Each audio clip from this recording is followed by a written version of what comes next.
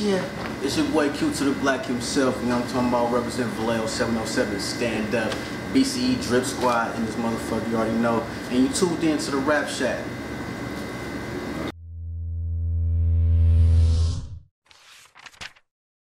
QB is the everyday hustler, man. QB is that cat with big dreams that will do anything to accomplish those dreams. You know what I mean? That will take the proper steps, figure out the proper steps to get those dreams. And you know, I represent for the, you know, as an artist, I represent for the have-nots. I represent for the, like I said, the dream chaser, so to speak. And you know, based off, you know, my natural conditions, I realize that I represent for people with different insecurities and stuff like that. So that's what QB, man. QB is all of the above. Straight up, you know, doing shows and being out in the public and just doing my art. I've been approached by different cats that's like, you know, tell me that I'm an inspiration to them, and you know, just watching me do my thing inspires them and it motivates them to do whatever they want to do. So along this rap journey, I've come to realize that. You know what I'm saying? So that's basically what it is. For me personally, it's me. You know what I mean? So like I say, man, I got a love for this music thing. So, and I want to be a part of this industry. So I'm doing whatever I got to do to get there. My sound, man, is versatile. I don't sound like nobody from the Bay Area. I'm from the Bay Area, so I don't sound like nobody from my home. I don't sound like nobody that's out. And based upon the beat, I can flip my style. So it's just versatile. You know, I could do pretty much any type of music. You know what I mean? From some hustling street shit to some, you know, some female trying to get, you know what I'm saying, spend some game to a chick or something like that, or just some overall, you know what I'm saying, some good music. So. Drip Squad forever, man. Shout out to the big homie Willie Joe, man. Much love, for real, much appreciated. Drip Squad is a movement, and it's growing like as we speak right now, and it's really, you know, we call it Drip Squad worldwide, and that's a real thing. We got members all over the place. You know, we got some in California, some in Atlanta. You know what I'm saying? We got some in different states, and you know, even overseas. So. It's a movement, man, and you know, and it's not just like it's not about just the music and the artists. It's really a movement. It's really what we preaching is, you know, everybody can be a boss, and the Drip Squad in itself is about building bosses. You know what I mean, and learning from each other and sticking together. You know what I'm saying? It's just like the big homie Joey say, you know, when you look at the water drip, you know, when you turn the faucet off, that stream turns into one drip. You know what I'm saying? So that's the concept with Drip Squad. It's just it's something for everybody. It's not just for me. It's not just for the artists. Not just, you know what I mean. It's something for everybody. Everybody can rep Drip Squad. Well, we both from Vallejo. You know what I mean? I know Willie Joe from way back in the day, like just running across each other at house parties and, you know, moving around in the V. You know what I mean? And you know, he's a couple years older than me, so we never was at the same high school at the same time, but. You know, he always was that cat that was rapping. You know what I mean? He always had that name for himself. You know what I mean? So yeah. So we know each other from back then, and then years later we linked up. I ran into him at a show, at a Kevin Gates concert, and we linked up. We chopped it up for a minute, and we've been rocking ever since. Nice Slow, man. It's a brand new single we just dropped. It's featuring my homeboy AT. And featuring one of my artists, Lexi B. Produced by Kid Spaz.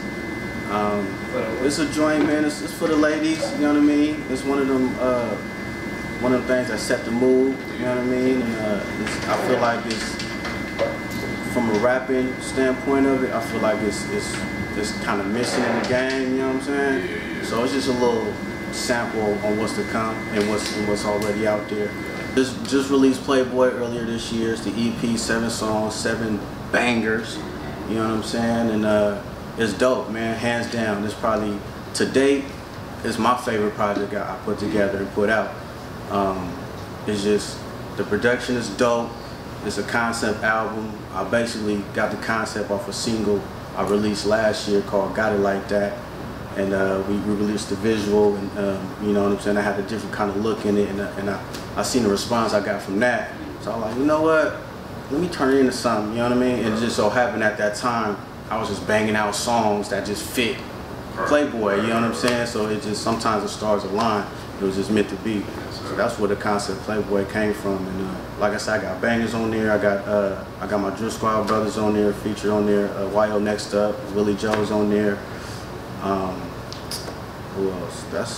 That's about it as far as features. I want to keep it production wise. I got my homeboy G. He go by Keki Beats. I got J Dizzle on the beat. Shout out to J Dizzle. I got the homeboy My Joe out of San Jose.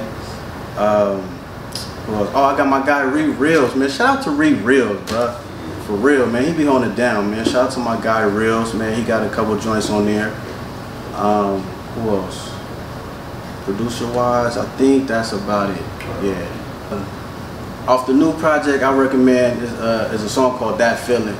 New single. It's actually the first single off the EP. The video's out right now on YouTube, directed by my homeboys from Cali Woods. Yeah, that's the one we pushing right now. So, and I feel like that's one of the ones that everybody can fuck with. You know what I mean? The beat is banging, made by Reels, so it's one of the ones you could, you know what I'm saying, you can dig to. And you know, I'm talking that shit, so it's, you know, I'm speaking from a nigga standpoint. You know what I'm saying, from my niggas. But it's one of the ones where the females can fuck with it too. So it's like it's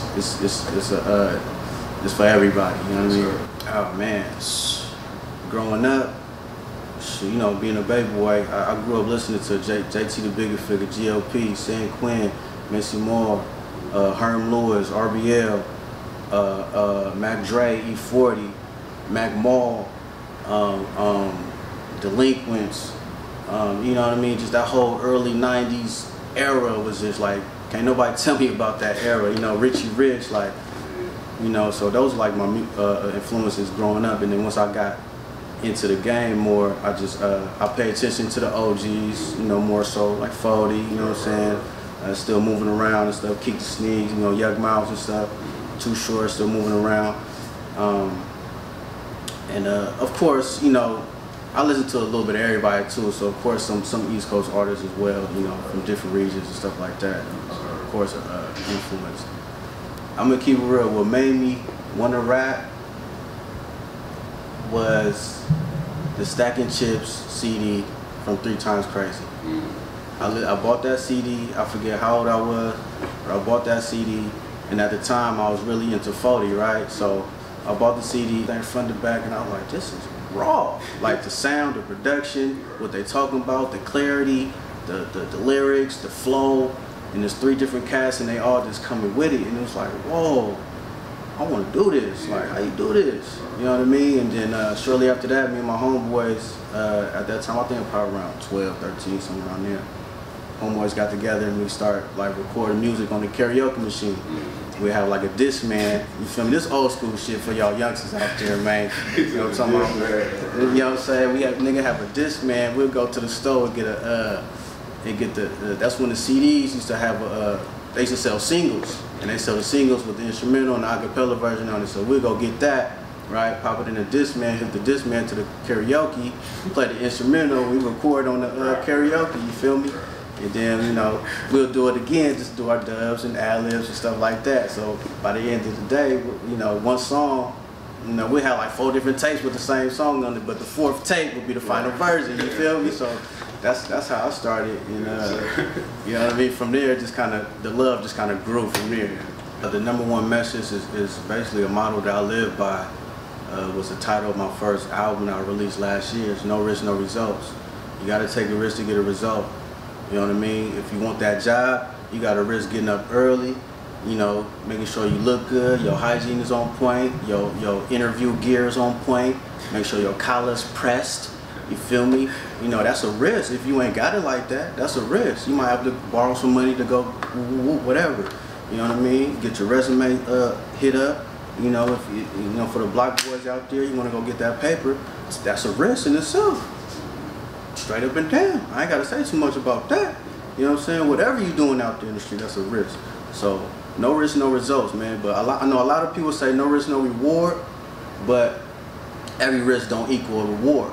You feel me? You might take a risk that'll lead you to another door, that will open another door, that will open another door, and then you get the prize, or at least get a taste of the prize. You feel me? So that's why I say no risk, no results. I'm taking a risk right now. You know what I'm saying? Putting my body, my soul, and into the music and everything, and putting it out there. That's a risk in itself. Just putting your art out there and dealing with the criticism, whether people like it or not, or oh, you should do this, you should do that, or whatever. You should change this, change that. That's a risk. Some people don't take criticism. You know what I'm saying? That's what I was gonna say. How do you deal with criticism? I don't give a fuck. I do what I do. Yeah. Either you fuck with me or you don't. Straight up. And it's always been like that. You know what I'm saying? And I can tell who don't fuck with me. And it's cool. It's cool. You know what I'm saying? It's all good. Cause I'm gonna keep doing me. Keep doing your job, I'm gonna do my job. You know what I mean? Next 5 years, I see myself having more artists, putting more artists out under my label. My label is Black City Enterprise, BCE. I see myself growing the Drip Squad movement, putting out more projects with the Drip.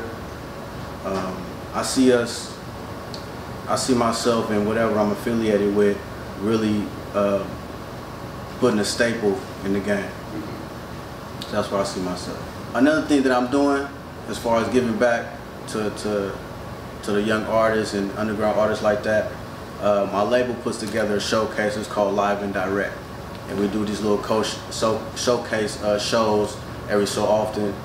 Right now, we started off in Sacramento, but we're branching out. We got a couple cities and a couple other venues that we're gonna tap into. And our next showcase is April 28th. You probably see this video right before that. And so for all you artists out there that's trying to get on, that want to perform, want to get on some shows and get some stage experience, and and go through that and help build your fan base, tap in with me, man. QB_Quincy Black. Or go to Facebook and tap in at BCE Promotions. Or you can go to Instagram and go Black City Enterprise, and just hit the DM, and we got you. Yeah, man, go get that Playboy EP. It's on iTunes, Spotify, Tidal, all that good shit, all the digital outlets. Go check out the new video. It's called That Feeling on YouTube. You know what I mean? And if you want to follow me, go ahead and follow me on Instagram. It's QB_Quincy Black. You know what I mean? And fuck with me.